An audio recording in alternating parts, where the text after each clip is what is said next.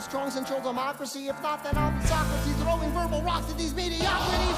Hey, this is DeMarie Love. Welcome to my channel, or welcome back to my channel. Before we get started, please do me a favor and give this video a big old thumbs up, and don't forget to hit that subscribe button. Now, I haven't done a top 10 in a very long time, and I didn't really want to title it as a top 10 because a lot of these are multiple moments that fall in the same category, so I just put them in one. I could have done the traditional top 10 best songs in Hamilton, but I feel that's been covered enough, and everyone already knows their favorites. I wanted to focus on some of the smaller moments of Hamilton that stick out to me for various reasons. Of course, there's a whole lot of great moments I can't cover in this because we would be here all day, but I essentially love everything about this movie. Warning, this video contains major spoilers for the movie. I repeat, major spoilers. So if you haven't seen it yet and don't want to know anything yet, please return to this video after you've watched. Let's get into it. Number 10, The King's Walk. Jonathan Groff is a gem as King George III, and he probably has the least stage time of any character in the show. Still, he makes the most of it, spit and all. But aside from how obviously catchy his numbers are, there is something about his slow, deliberate swagger of a walk that I love. And I'm not the only one, because apparently Beyonce told him she was going to steal it.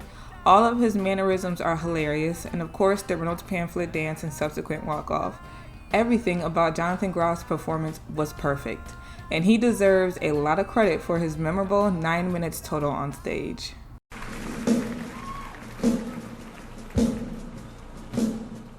Number 9, The Jefferson Shuffle / Walk.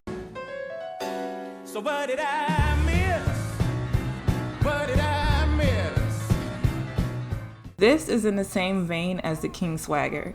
Daveed Diggs has a deliberate way of walking as Thomas Jefferson as well, and I laughed out loud every time I saw it.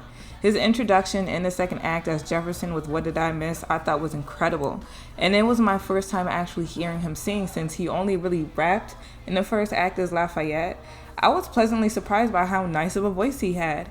So I was even more surprised when he said later that he was never comfortable singing live or dancing actual choreography. Everyone knows the shuffle he does in What Did I Miss, and according to Diggs, this was originally a fully choreographed number, but he didn't believe he could pull it off, or he wasn't comfortable with that level of dancing. So the dancers did their thing, and he simplified what would become his signature dance, and it worked. That, followed by that walk he did in every single scene, no matter the tone of the scene, added so much to the character, and I'm just sad I'll never get to see him do this show live.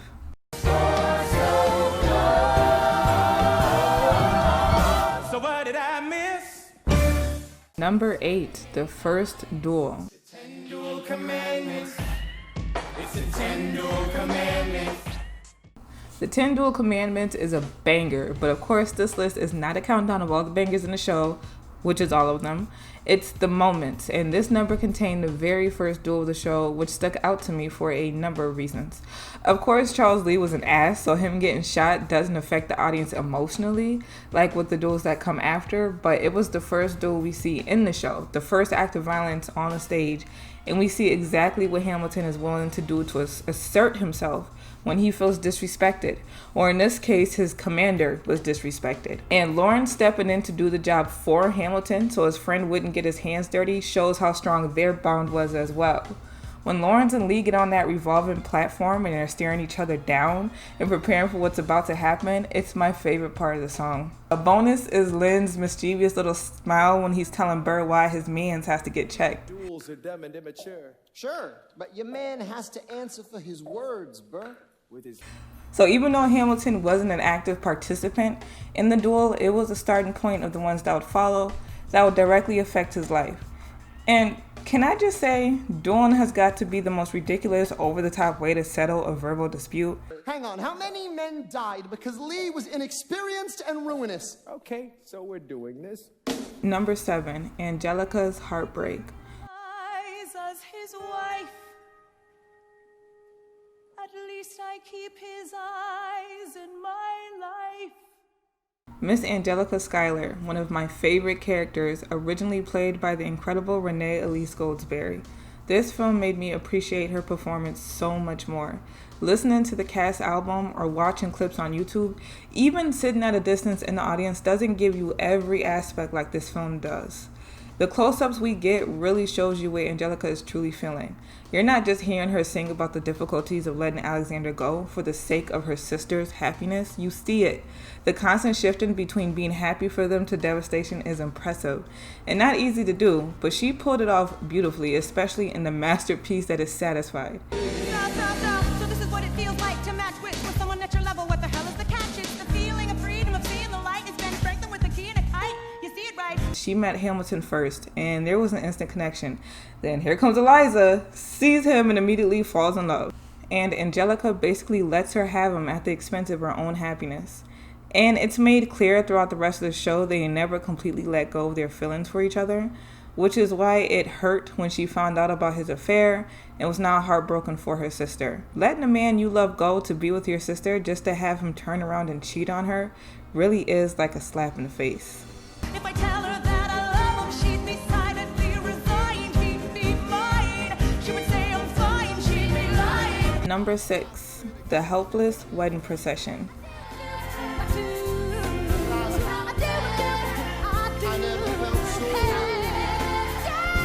Speaking of Angelica passing Hamilton off to the homie, the wedding procession in Helpless is one of my favorite parts of the whole show because of how adorable and pure it is. From Peggy's scandalized face when Lafayette whispers in her ear, to Mulligan being the flower girl, whoever came up with that idea deserves all the awards. The scene goes by fairly quickly, but it's one of the happier moments in the show, which makes watching Say No to This in Act 2 even more painful. Quick insert. Jasmine Cephas-Jones, who plays Peggy Schuyler and Mariah Reynolds, has an amazing voice that we don't get to really hear in the first act, which makes Say No to This so important. Not just because it's a bop, but we get to hear a hint more of what she can really do with those pipes.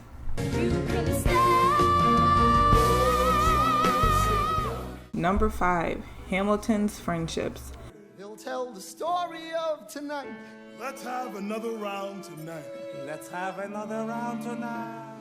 Another aspect of the show that I absolutely loved to see was the brotherhood between Hamilton, Lafayette, Lawrence, and Mulligan, which really comes to light in Story of Tonight.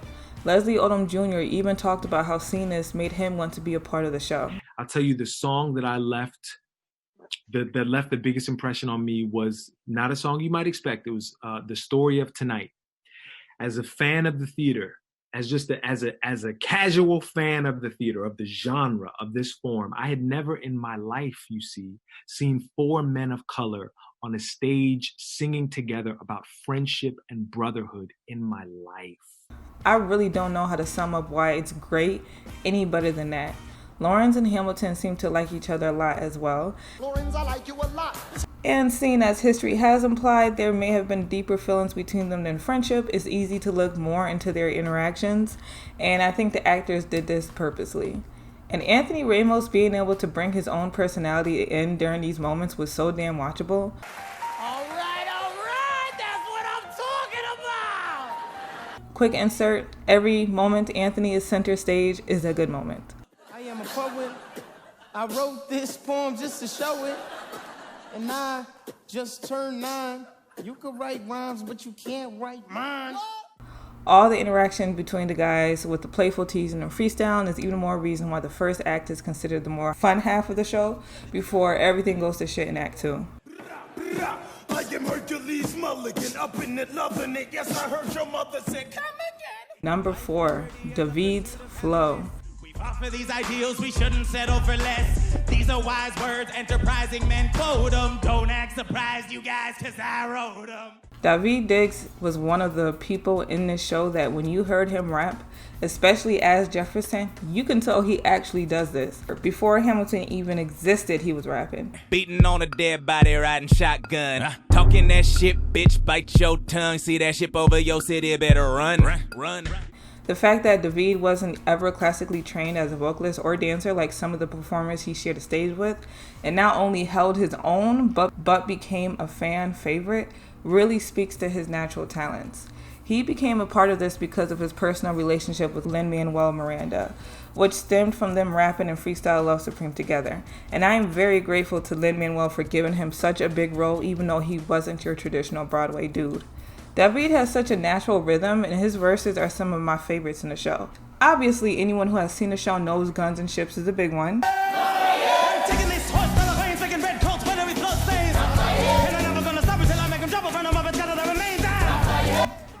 It is the fastest rap in Broadway history, with 6.3 words per second, and he rapped it in a French accent he doesn't naturally possess. Of course, fast rapping isn't anything new in the hip-hop world, but this type of sound is something you hardly see on a Broadway stage. His flow came effortlessly in both the cabinet battles, and everything he did in Washington on Your Side was impressive. At the house, I'm in the cabinet. I am complicit in watching him grabbing at power and kissing it. Washington isn't gonna listen to disciplined dissidents. This is the difference. This kid is out. Number 3, The Mocking and the Tonton. You don't have the votes. You're gonna need congressional approval and you don't have the votes. Such a blunder. Sometimes it makes me wonder why. This is another one of those things you notice a lot more watching the film rather than just listening to it. There's lighter, more playful mocking or teasing like what we talked about previously, but then there's plenty of purely being an asshole taunting. Hamilton and Jefferson are the biggest offenders of that kind.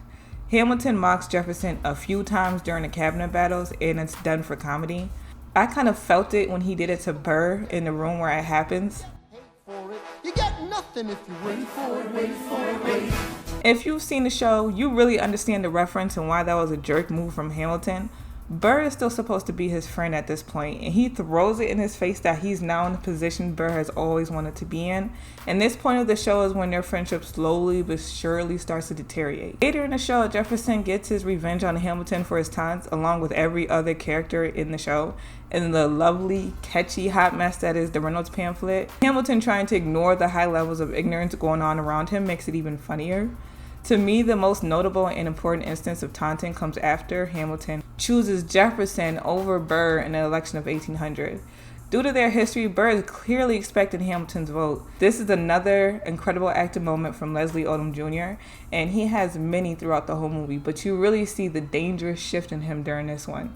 He was so enthusiastically campaigning, he wanted the presidency so bad, trying to be as likable as possible, although he still wasn't forthcoming on any particular stances, that you almost start rooting for the guy to win, although you know it's impossible. But the way his facial expression changes when Hamilton votes for a guy he doesn't even like over him, you know it's over between them. Then he tries to be a stand-up guy about it when he goes to Jefferson to concede, and Jefferson literally laughs in his face. President. Yeah, right. You hear this guy? That was the straw that broke the camel's back, and Burr went mad. But we won't talk about that. You're nothing without Washington behind you. Hamilton. Daddy's calling. Number 2, Philip and Elizas' last moment. Mom, I'm so sorry for forgetting what you taught me. When I say things get sadder and sadder after Hamilton's affair, I mean seriously. Blow Us All Away really is a mean song. You have Anthony being likable as hell as usual, the whistle that makes it sound like a happy song, the up-tempo rhythm, nothing to give a hint to the oncoming tragedy if you're not already familiar with the story. As sad as it all is, it's much worse when a panicked Eliza comes in and cries over her son's body. But they have that last moment together when they reminisce about her teaching him piano, which we saw earlier in the show, and teaching him French and how he would always change the line. Then Eliza screams when he passes just to take you over the edge, and you ugly cry.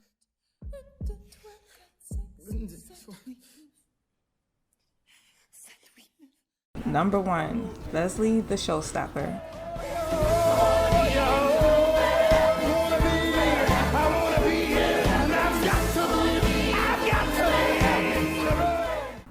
I could have made this entire list just Leslie Odom Jr. moments, and it would probably be the best list ever made. He's just so good. Lin-Manuel said Wait For It and The Room Where It Happens were the 2 best songs he's ever written, and Leslie got both of them. I agree with him. Those songs are incredibly well written, and Leslie was the perfect person for them. Wait For It is loud and pulsating. When that second chorus drops, it hits you right in the chest. Life doesn't discriminate between the sinners and the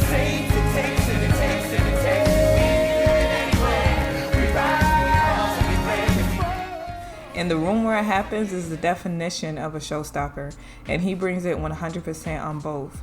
Leslie's acting and singing is so dark in Your Obedient Servant, it hurts you to see how angry he's become. And the regret in his voice during The World Was Wide Enough is heartbreaking.